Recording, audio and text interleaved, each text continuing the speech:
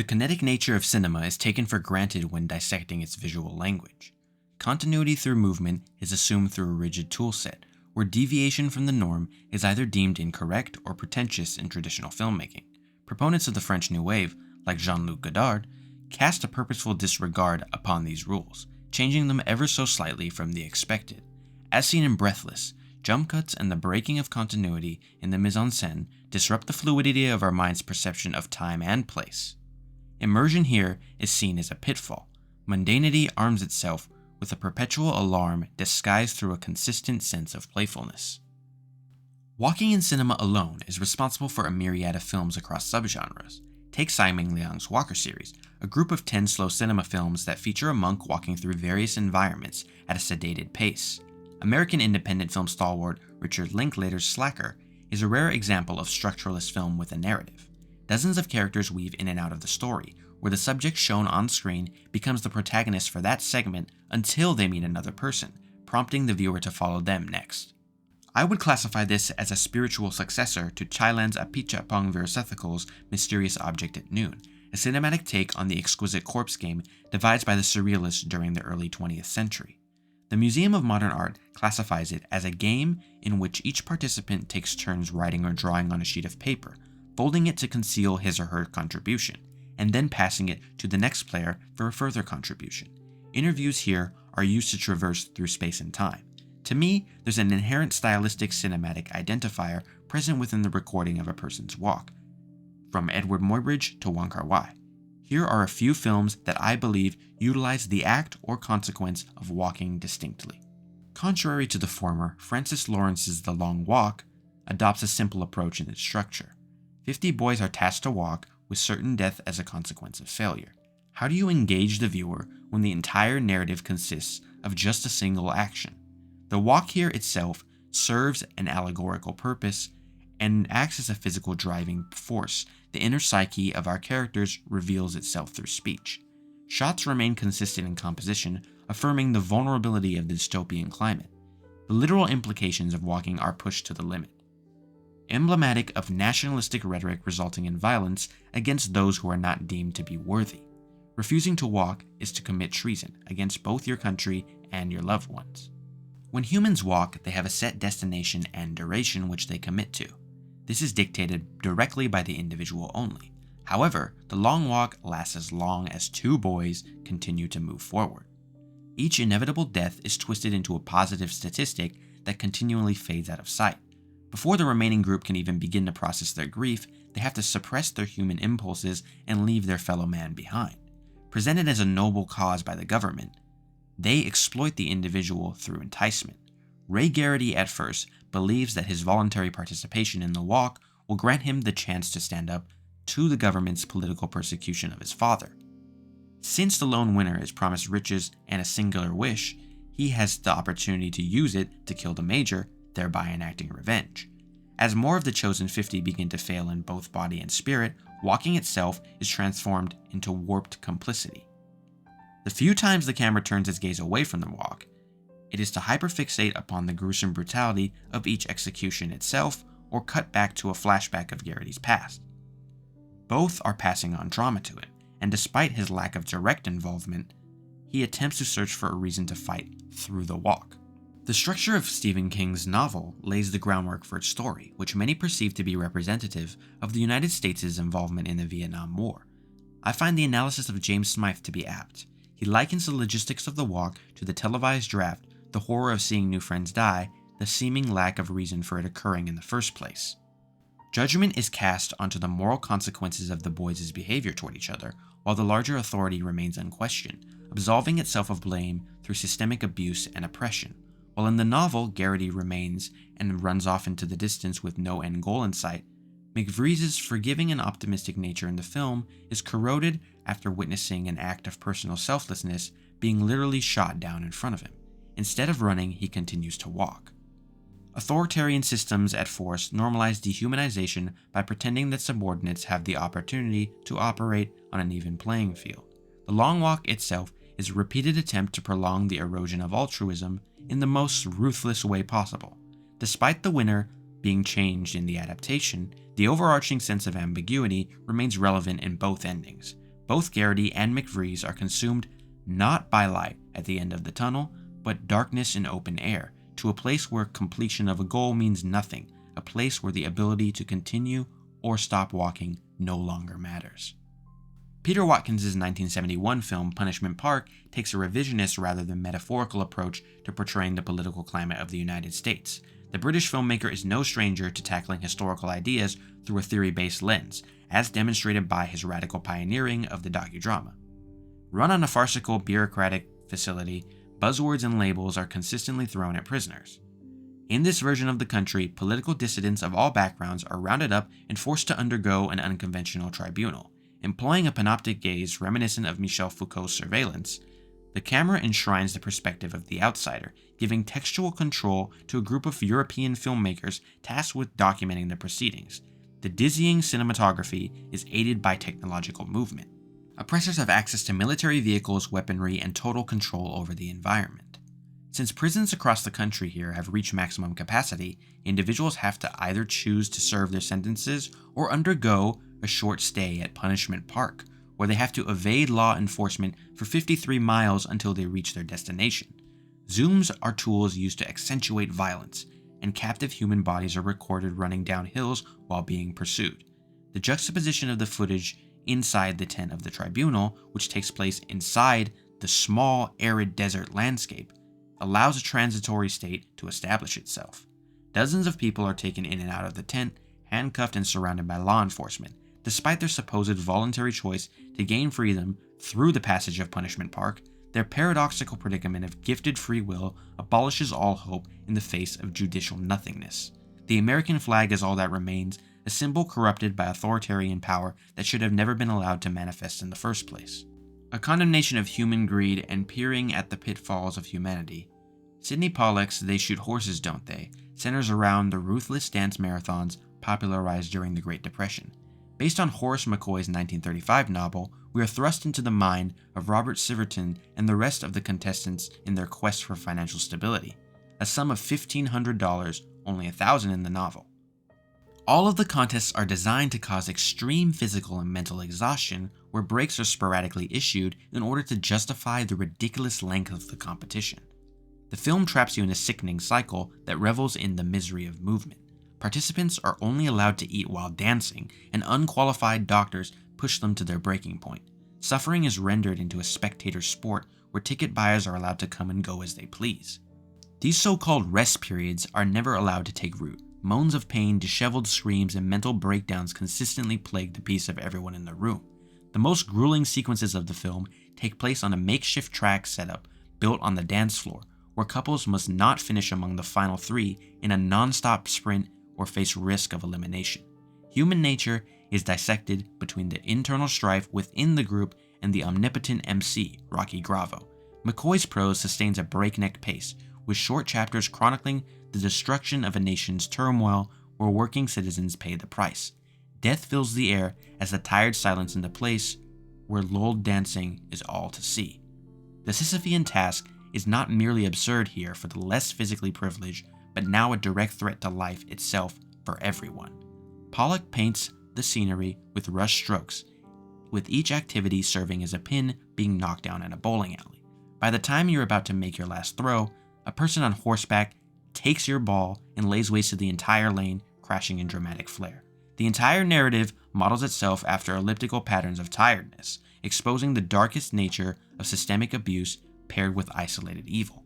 My choice for Robert Bresson's most emotionally resonant work, Hazard Balthazar, follows a donkey's cruel fate at the hands of humanity. Bresson's minimalistic style and command of visual imagery are second to none when stripping pathos from the souls it inhabits. The animal itself is responsible for separating the two here, developing a spiritual thesis governed by the differentiation between the behavior of humans and animals. Can they both express love, hate, and empathy in the same manner? Does consciousness unlock a higher degree of morality? The donkey Balthazar is baptized at the start of the film and is a witness to sin committed against itself and others. To Bresson, walking is a vehicle for the spectator to immerse themselves in the intricacy of human connection from the point of view of one unable to process it in the same way we are. Often placed in the center of the frame, moving in and out of sight when eventually relegated to the background by human action, the observational locus hyperfixates upon small detail, each malevolent action manifesting itself as physical burden. The biblical motif of the crown of thorns is replaced by a flower crown, christened by Marie. To me, this film uses the movement of humans to represent the deterministic forces that plague inherent goodness contained within potential free will. As humans, we center our stories based on perspectives similar to ours, searching for a familiar resonance. Fate is often viewed through the lens of geography, but to Balthazar, it is determined by genetics, where the role of a donkey is relegated to carrying weight forward alongside the passing of time. EO is Polish director Jerzy Skolimowski's more explicitly expressive take on Hazard Balthazar. Rather than solely bearing witness to the cruelty of humans from a detached perspective, his natural actions prompt a direct response from those around him. EO holds more agency than Balthazar, and a direct sense of mysticism is channeled through the angelic portrait he assumes.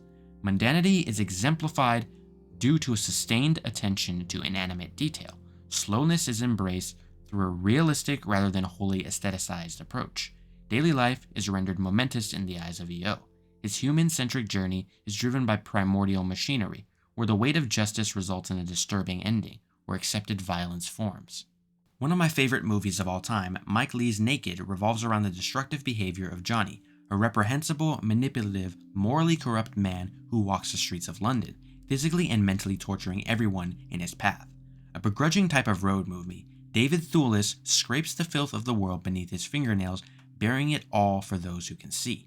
He holds an aura of superiority during conversation, reciting existentialist philosophy or religious-based conspiracy. Many of these interactions are defined by nods to pseudo-intellectualism.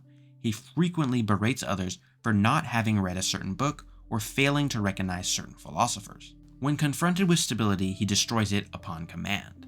Examining the nature of solipsistic evil in human form, the dichotomy established between the horrid psychopathic Sebastian and Johnny's approach to inflicting harm fascinates. Sebastian seems to weasel his way into situations through common social encounters, talking to waitresses at a restaurant, making small talk with his masseuse, and dropping in on his tenants. Through these scenes, however, we promptly discover his propensity for evil, as he holds no shred of goodness in both word and action, sexually assaulting and harassing women. He holds no remorse whatsoever for his actions in the slightest. Johnny's evil is rooted in manipulation and misogyny rather than solely sadism, as demonstrated by his attempt to unconsciously dominate those around him in all respects. Louise, his former girlfriend, is the only person in the film who is able to break through the hardened exterior, showing him consistent empathy. He pities and holds a deep disdain for Sophie, one of Louise's two flatmates. Johnny's violent rhetoric operates on his ability to needlessly insert himself into easily avoidable situations. He somewhat offers to help Archie, a man he meets on the street, to locate his girlfriend, only to end up annoying both of them. Small interactions continue to plague his path. Johnny ascribes responsibility to anyone but himself. Conversing the liminality of the damp nightlife, Lee uses walking as an untraceable web in which destruction threads itself. Although Naked is a narrative film in the strictest sense of the term, familiarity and safety are obliterated at the end of every interaction. Our protagonists are not characters we can relate to, so we hope that a person Johnny meets during his wandering can serve a larger purpose. As the somber continues to set in, it becomes apparent that his self-inflicted pain spreads like a disease to those he touches, with his prophetic musings stemming not from shrewdness but consequence. One of my favorite sequences in the film is when Johnny is kindly taken into a security guard named Brian's building. This empty building is perhaps the cleanest place depicted in the film, a seemingly lone area that Johnny has not yet contaminated. Brian refuses to be dominated by Johnny's nihilism. Having closed the building already, the lights are turned on again, rebelling against the pre-existing darkness, only for it to be extinguished upon Johnny's touch. The smallest of details craft Johnny's wickedness, like his attempt to operate Brian's gadget in order to do this. Andrew Dixon's minimalist score makes the rounds throughout the runtime, nagging the audience with a melancholic yet unnerving repetitive jingle that packs his greatest punch during the final scene. Tattered and broken, Johnny is offered a final chance to redeem himself and our view of him as a human being with any semblance or potential for reform. He steals the money that Sebastian left after sexually assaulting Sophie, and in the wake of her leaving, wanders out into the street, despite having a heart-to-heart conversation with Louise about their supposed shared future. The long take is harrowing and devoid of hope. Only the street can be seen. Johnny can only do one thing right: walk to nowhere else in pain, surely looking to inflict more of it elsewhere. Pulitzer Prize winner Cormac McCarthy's novel The Road deviates from his untraditional depictions of bleakness in the Western genre, opting to examine human nature in a post-apocalyptic future. While not as explicitly violent as Blood Meridian or Child of God, the startling bleakness of its setting and content is. One of the best McCarthy screen adaptations so far, an accolade shared with The Sunset Limited for me, John Hillcoat retains the core nature of the work. The remnants of hope are desperately gleaned from widespread desolation as a father and his son navigate the barren world. McCarthy's signature sparse use of punctuation stresses the environment's suppression of survival, while director Hillcoat leads this bleak vision of America scorned by the powers that be. While textually heartbreaking and devastating at the core, the film extends the sentiment of the novel, which is to also fight the preeminent oblivion. The good guys must carry the fire when there is nothing to govern them. Walking here is the only action driving the thin plot forward.